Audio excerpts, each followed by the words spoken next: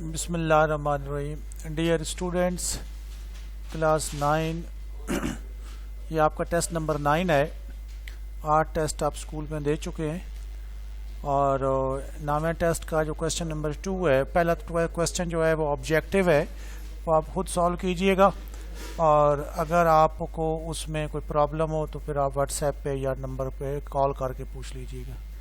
तो question number 2 में है कि find the unknown in the given figure. तो आप इस फिगर में देखें ज़रा गौर से, ये एक पैरेललोग्राम बनी हुई है जिसकी अपोजिट साइड्स जो हैं वो कॉन्ग्रेंट हैं, बराबर हैं, और इसमें जो अननोन है वो x है, y है, m है और n है।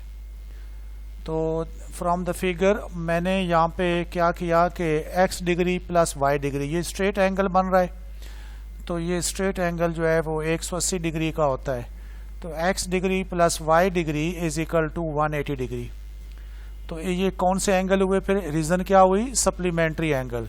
सप्लीमेंट्री एंगल कौन से होते हैं कि sum of two angles is equal to 180 degree, then the angles called supplementary angles. तो आपके पास जो y डिग्री है ये इसका एडजेसेंट है 75 डिग्री का। जितनी भी पैरेलल साइड होती हैं उनके जो एडजेसेंट एंगल होते हैं उनको इक्वल होते हैं, ये रूल है। तो y डिग्री का एडजेसेंट जो है वो 75 डिग्री। इसी तरह अगर कोई और भी आगे पैरेलल साइड होगी तो उसका भी वो भी 75 डिग्री पे ही बनेगी। तो y degree is equal to 75 degree adjacent angle of parallel side. ये साइन जो है वो पैरेलल का है, पैरेलल साइड्स। तो अब आप इस इक्वेशन में आप y डिग्री की वैल्यू डाल दीजिए, तो x degree plus 75 degree is equal to 180 degree. अब 75 डिग्री को जब आप राइट पे ले आएंगे तो ये हो जाएगा x degree is equal to 180 degree minus 75 degree. तो आंसर क्या आया? 105 डिग्री। अब देखें x डिग्री जो है वो 105 डिग्री है, तो x डिग्री का जो अपोजिट एंगल है वो है m डिग्री। तो फिर m डिग्री बराबर है 105 डिग्री। इसकी रीज़न क्या हुई? Opposite angles of parallelogram. ये जो साइन है कि पैरेलल दो लाइनें लगा के ऊपर आप m लिखेंगे तो इसको हम पैरेललोग्राम पढ़ेंगे मैथ में। तो ये पैरेललोग्राम का अपोजिट एंगल्स हैं। जब m degree is equal to 105 degree, तो ये देखें n डिग्री का अपोजिट है 75 डिग्री फिगर में, तो फिर n degree is equal to 75 degree opposite angles of parallelogram. तो ये रीज़न लिखनी बहुत ज़रूरी है। ये शॉर्ट क्वेश्चंस हैं, 2 नंबर के लिए था। तो ये इसने हमने निकाले कि x डिग्री कितना है 105 डिग्री, y डिग्री कितना है 75 डिग्री, m डिग्री कितना हो गया जितना x डिग्री है 105 डिग्री, और n डिग्री कितना है 75 डिग्री दिया हुआ है। तो ये इसकी रीज़न लिखनी ज़रूरी है, रीज़न नहीं लिखेंगे तो नंबर जो है वो एग्जामिनर जो है वो काट लेता है जी। अगला है हमारे पास question number 3। If the given figure A B C D is a parallelogram then find x and m। तो इसमें x और m जो है वो अननोन है, तो आपने ये फाइंड करने हैं। तो मैंने फिगर बनाई A B C D is a parallelogram. हमारे पास अननोन क्या क्या है? m और x।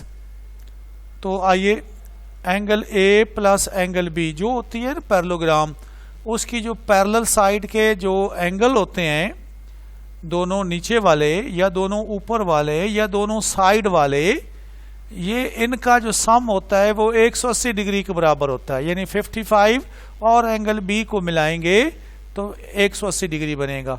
तो angle A plus angle B is equal to 180 degree.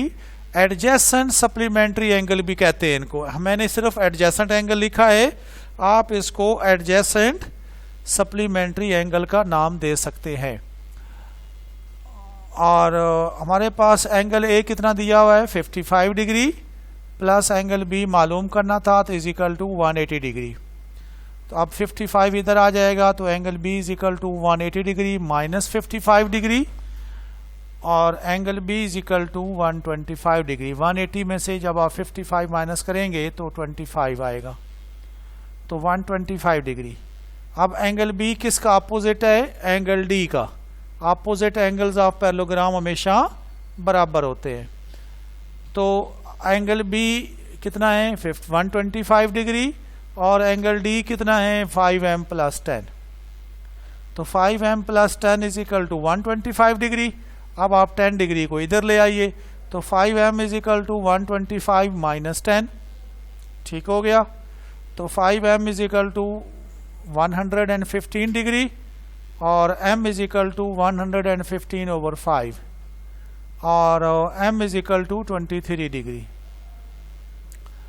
अब क्या हुआ कि 11 देखिए हमारे पास ये एंगल ए जो है वो एंगल सी के अपोजिट है, तो 11x degree is equal to 55 degree, opposite angles of parallelogram. जी बात समझ आ रही है ना बच्चों को? जो भी अपोजिट एंगल होगा पैरेललोग्राम का वो बराबर होगा। तो x इज इक्वल टू 55/11, तो 11 1 ज़ा 11 5 ज़ा, तो x is equal to 5 degree. तो x की वैल्यू क्या निकाली हम लोगों ने 5 और m की वैल्यू निकाली 23। तो इस तरह ये शॉर्ट क्वेश्चन भी 2 नंबर वाला सॉल्व हुआ है। और आगे क्वेश्चन नंबर 5 है। 4 क्वेश्चन में आपके पास थ्योरम है। तो थ्योरम तो स्टूडेंट्स आपको पता होता है कि बुक में हुए होते हैं, आपने उसको टीचर ने क्लास में पढ़ा दिया हुआ है थ्योरम सारे। तो आपने क्या करना है कि उसको प्रैक्टिस करनी है, लिखना है, बार बार बुक से देख के बार बार लिखें तो फिर भी इंशाल्लाह उसकी प्रैक्टिस हो जाएगी। तो क्वेश्चन नंबर 5 है हमारे पास। In the given congruent triangles LMO and LNO, यानी यो इस फिगर में वो कहता है कि 2 ट्रायंगल्स हैं LMO और LNO, ये दोनों कॉन्ग्रुएंट हैं। फाइंड क्या करना है, find the unknown x and y। तो आपको कहता है कि x और y जो है वो आप फाइंड करें। आइए हमारे पास है सॉल्यूशन में गए हम, तो इन द एडजेसेंट फिगर, ये जो फिगर दी हुई है इसमें क्या गिवन है हमें, triangle LMO is congruent to triangle LNO, यानी ये ट्रायंगल इस ट्रायंगल के कॉन्ग्रुएंट है। तो अगर ये ट्रायंगल दोनों कॉन्ग्रुएंट हैं तो इसकी साइड LM इसकी साइड LN के बराबर है, कि बराबर का निशान भी यहाँ पे दिया हुआ है और मैंने गिवन लिखा है। अगर आप गिवन नहीं लिखना चाहते तो आप ये भी लिख सकते हैं कि corresponding sides of congruent triangles, corresponding sides of congruent triangles. जी आइए, तो हमारे पास LM की वैल्यू क्या दी हुई है 2x + 6 is equal to LN की क्या दी हुई है 18। और ये भी याद रखना है कि ये जो है ये बुक में तो बुक में ये क्या है, बुक में ये जो है दी हुई है वो आपके पास वैल्यू नहीं दी हुई 18 वाली, तो 18 आती है यहाँ पे। तो 2x + 6 इज इक्वल टू 18 और 2x इज इक्वल टू फिर 6 इधर आ जाएगा तो 18 - 6 और 2x इज इक्वल टू 12 और x इज इक्वल टू 12/2, 2 1 ज़ा 2, 2 6 ज़ा 12, तो x इज इक्वल टू 6। एक आंसर आपके पास आ गया। अब आप आइए इन दोनों ट्रायंगल की करस्पॉन्डिंग साइड पे, OM is congruent to ON, क्योंकि दोनों ट्रायंगल कॉन्ग्रुएंट हैं। तो क्यों ये दोनों इक्वल है कि corresponding sides of congruent triangles, यानी जब ट्रायंगल कॉन्ग्रुएंट्स होती हैं तो एक ट्रायंगल की तमाम साइडें दूसरी ट्रायंगल की तमाम साइड के बराबर होती हैं, लेकिन करस्पॉन्डिंग साइड्स, ये नहीं है कि जिसको मर्जी है बराबर कर दो। तो OM की वैल्यू y और ON की वैल्यू 12, तो सो y इज इक्वल टू 12, तो ये इसका आंसर हो जाएगा। तो जी स्टूडेंट्स नेक्स्ट क्वेश्चन नंबर 7 है। 6 भी थ्योरम है और वो भी आपने बुक से करना है और बुक से जो है वो पढ़ा दिया हुआ है टीचर ने, तो उसको बुक से बार बार करना है। ना समझ में आए, कोई प्रॉब्लम हो, डिफिकल्टी हो तो व्हाट्सएप पर या फिर कॉल करके पूछ सकते हैं। अब क्वेश्चन नंबर 7 में क्या है कि 2 sides of a triangle measure 10 centimetre and 15 centimetre. Which of the following measure is possible for the third side? A 5 centimeter, B 20 centimeter, C 25 centimeter, D 30 centimeter। सवाल ये है कि 2 ट्रायंगल्स हैं टू नहीं सॉरी एक ट्रायंगल है जिसकी दो साइडें 10 सेंटीमीटर और 15 सेंटीमीटर दी हुई हैं। सवाल ये कर रहा है कि उसकी जो तीसरी साइड है वो इनमें से कोई हो सकती है या नहीं हो सकती। यानी ये चार साइडें नीचे दी हुई हैं 5 सेंटीमीटर, 20 सेंटीमीटर, 25 सेंटीमीटर और 30 सेंटीमीटर। इनमें से कोई पॉसिबल है या नहीं है।